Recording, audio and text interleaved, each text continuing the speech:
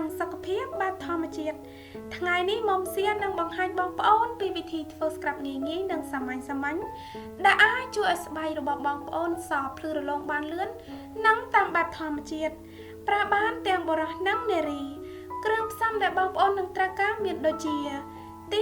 1អំបិលម៉ដ្ឋទី2ស្ករសទី3ក្រូចឆ្មា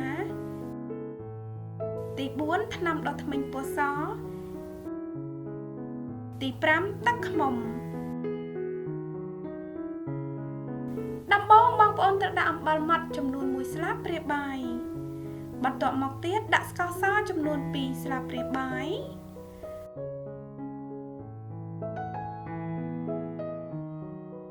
រួចហើយដាក់ថ្នាំដុសធ្មេញចំនួន1ស្លាបព្រាបាយ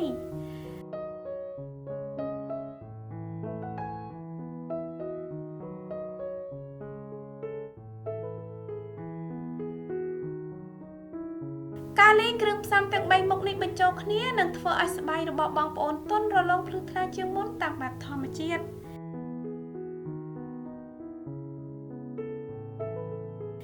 បន្ទាប់មកទៀតដាក់ទឹកក្រូចឆ្មាចំនួន1ស្លាបព្រាបាយ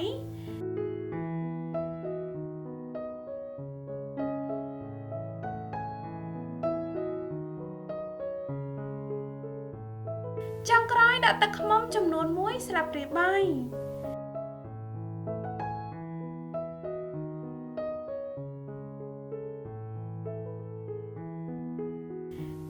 កូរច្របល់គ្រឿងផ្សំទាំងអស់ឲ្យបានសព្វចូលគ្នាល្អ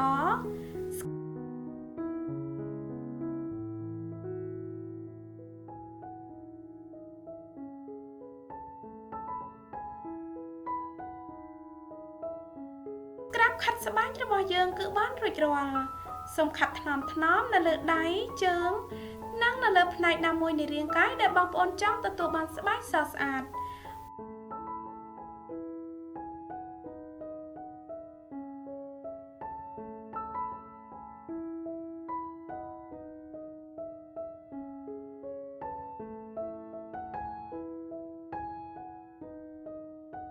បន្ទាប់ពីខាត់រួចរាល់ហើយសូមទុកចោលនៅលើស្បែករយៈពេល10ទៅ15នាទី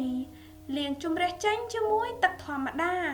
កុំភ្លេចលាបឡេឬក្រាមផ្ដោតសំណើមផងណាបងប្អូនសម្រាប់លទ្ធផលកាន់តែប្រសើរសូមប្រើរូបមន្តនេះ2ទៅ3ដងក្នុងមួយសប្តាហ៍បងប្អូននឹងទទួលបានស្បែកដែលសទន់រលោងជាងមុនប្រសិនបើបងប្អូនបន្តប្រើរូបមន្តនេះជាប្រចាំសង្ឃឹមថាបងប្អូនជឿចិត្តវីដេអូនេះប្រសិនបើមានសំណួរឬយោបល់សូមសរសេរ comment ខាងក្រោមសូមជួយចុច like និងចុច subscribe YouTube Channel និង Facebook Page របស់នាងខ្ញុំផងណាសូមអរគុណដល់បងប្អូនទាំងអស់គ្នាដែលចូលចិត្ត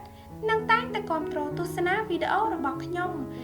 នឹងជួបបងប្អូននៅវីដេអូបន្ទាប់ទៀតសូមជម្រាបលាបាយបាយ